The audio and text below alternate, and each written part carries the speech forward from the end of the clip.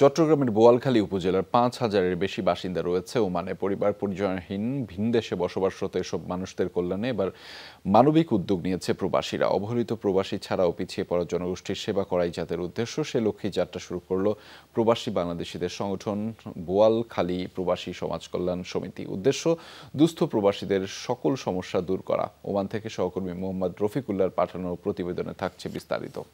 Ceylon family ব্লেন্ডের কড়ালিকার আর সতেজ স্বাদের perfect ব্লেন্ডে স্বপ্নেরা মেলুক টানা। দিন বদলানোর আশায় পরিবার পরিজন ছেড়ে বিদেশে পাড়ি জমান অনেকে।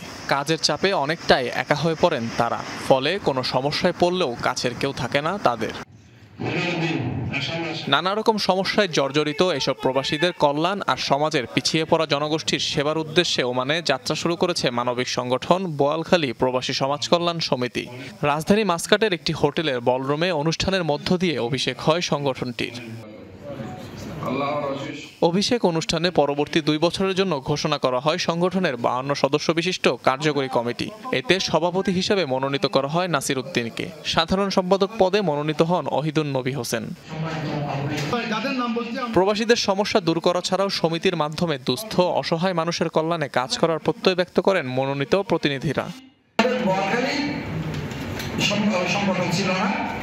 আমাদের একটা স্বপ্ন আছে বোয়ালখালীতে, শুধু এখানে না, আমরা বোয়ালখালীতে একটা অফিস করবো।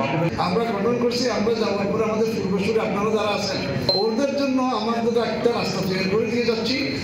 দায়িত্ব পাওয়া, দায়িত্ব দেওয়া সহজ, কিন্তু সঠিকভাবে পালন করাটা অনেক কঠিন। অবহেলিত অভিশপ্ত কালুঘাট ব্রিজ, যার জন্য আমরা সবাই শহরের উপকণ্ঠে হয়েও আমরা হিসেবে থাকলে অনেক পিছনে। শুধু তাই নয়, দাবি জানানো হয় স্থানীয় এলাকার উন্নয়নেরও। আত্মমানবতার সেবায় সবসময় এগিয়ে থাকবে সংগঠনটি, দাবি বক্তাদের। এখানে মারা গেলে লাশ পাঠানো যায় না, পরে থাকে পয়সা, যদি পয়সা না থাকে তাহলে আরো কষ্ট।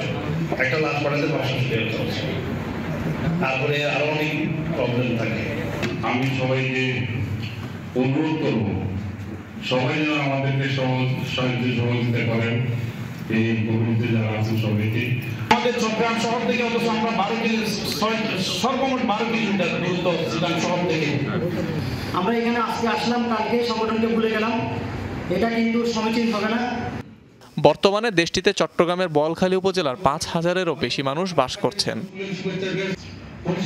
অনিক রহমান, যমুনা নিউজ।